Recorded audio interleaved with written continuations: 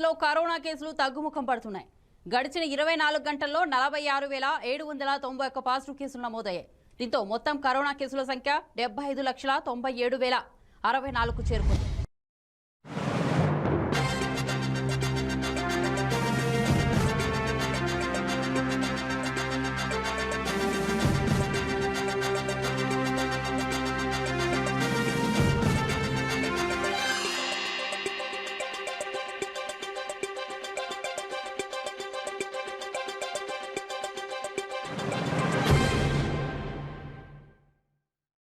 Virus బాధితుల్లో తాజాగా 587 మంది మృతి చెందడంతో ఆ మొత్తం సంఖ్య 1,15,197కు చేరింది.